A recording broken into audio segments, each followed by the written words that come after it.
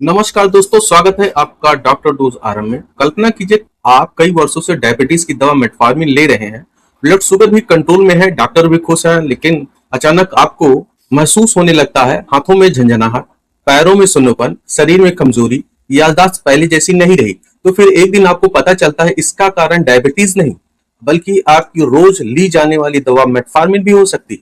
क्या सचमुच मेटफॉर्मिन आपकी नसों को नुकसान पहुंचाती है या इसके पीछे कोई और कहानी छुपी हुई है? आज की वीडियो में हम जानेंगे मेटफॉर्मिन विटामिन बी 12 की कमी का पूरा सच। वीडियो को अंत तक जरूर देखिए क्योंकि अंत में मैं बताऊंगा किन मरीजों को विटामिन बी 12 टेस्ट जरूर करवा लेना चाहिए। मेटफॉर्मिन क्या है?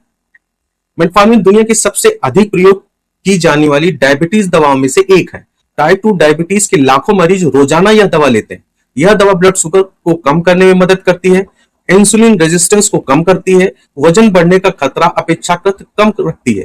इसी वजह से अधिकांश डॉक्टर डायबिटीज की शुरुआत में मेटफॉर्मिन दवा स्टार्ट कर देते हैं, लेकिन कहानी यही खत्म नहीं होती।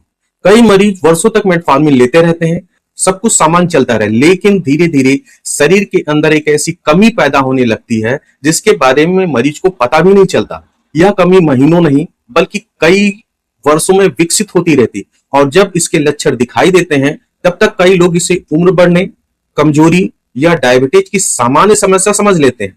यह कमी है विटामिन बी 12 की कमी। विटामिन बी 12 आखिर है क्या? विटामिन बी 12 शरीर के लिए बेहद महत्वपूर्ण विटामिन है। यह मदद करता है लाल रक्त कोशिका बनाने में, मस्तिष्क को स्वस्थ रखने में, नसों की सुरक्षा करने में, डीएनए निर्माण में। यदि शरीर में विटामिन बी 12 की कमी हो जाए तो सबसे ज्यादा असर नसों और दिमाग पर पड़ सकता है, और यहीं से शुरू होती है असली समस्या। मेटफॉर्मिन और विटामिन बी 12 का संबंध। अब सबसे महत्वपूर्ण सवाल, मेटफॉर्मिन और विटामिन बी 12 का क्या संबंध है? शोध बताते हैं कि लंबे समय तक मेटफॉर्मिन लेने वाले मरीजों में विटामिन बी 12 का अवशोषण कम हो सकता है। यानी मरीज भोजन में विटामिन बी 12 तो ले रहा है, लेकिन शरीर उसे उतनी प्रभावी तरीके से अवशोषित नहीं कर पाता है। धीरे धीरे शरीर के बी 12 भंडार कम होने लगते हैं, और जब यह कमी गंभीर हो जाती है तब शरीर संकेत देना शुरू कर देता है। लेकिन अफसोस, अधिकांश लोग इन संकेतों को नजरअंदाज कर देते हैं। Warning sign. यदि आप लंबे समय से मेटफॉर्मिन ले रहे हैं तो इन लक्षणों पर ध्यान दें।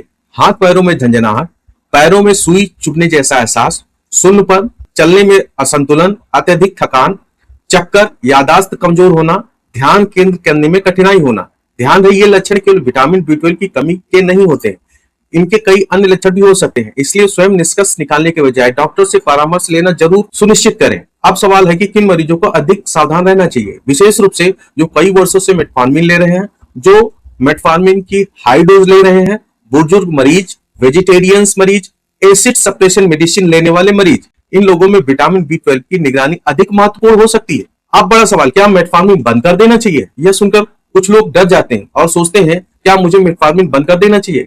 जवाब है बिल्कुल नहीं। मेटफॉर्मिन आज भी डायबिटीज की सबसे प्रभावी और सुरक्षित दवाओं में से एक मानी जाती है। समस्या दवा नहीं है, समस्या है विटामिन बी 12 की संभावित कमी को नजरअंदाज करना। सही निगरानी और समय पर जांच से इस समस्या को आसानी से पहचाना जा सकता है। विटामिन बी 12 की कमी से बचाव कैसे करें? डॉक्टर की सलाह के अनुसार नियमित जांच करवाएं, संतुलित आहार लें, दूध, दही, पनीर, अंडा, मछली जैसे स्रोत शामिल करें। आवश्यकता होने पर डॉक्टर द्वारा विटामिन बी 12 सप्लीमेंट की दवाएं लें, लेकिन बिना जांच और बिना सलाह के सप्लीमेंट शुरू ना करें। तो क्या मेटफॉर्मिन आपकी नसों को नुकसान पहुंचा रही है? सच्चाई यह है कि मेटफॉर्मिन सीधे नसों को नुकसान पहुंचाने वाली दवा नहीं मानी जा सकती, लेकिन लंबे समय तक उपयोग करने वाले मरीजों में विटामिन बी 12 की कमी विकसित हो सकती है, क्योंकि इससे विटामिन बी 12 का अवशोषण कम हो जाता है, और यदि इस कमी को समय पर नहीं पहचाना जाए तो नसों से जुड़ी समस्याएं पैदा हो सकती हैं। यानी असल समस्या मेटफॉर्मिन नहीं बल्कि विटामिन बी 12 की डिफिशियंसी को नजरअंदाज करना होता है। दोस्तों, अगर यह जानकारी आपके लिए उपयोगी रही हो तो वीडियो को लाइक करें, शेयर करें और डॉक्टर डोज आरएम को सब्सक्राइब करना बिल्कुल भी ना भूलें। मैं मिलता हूं आपसे अगली वीडियो में, तब तक के लिए जय हिंद, वंदे मातरम।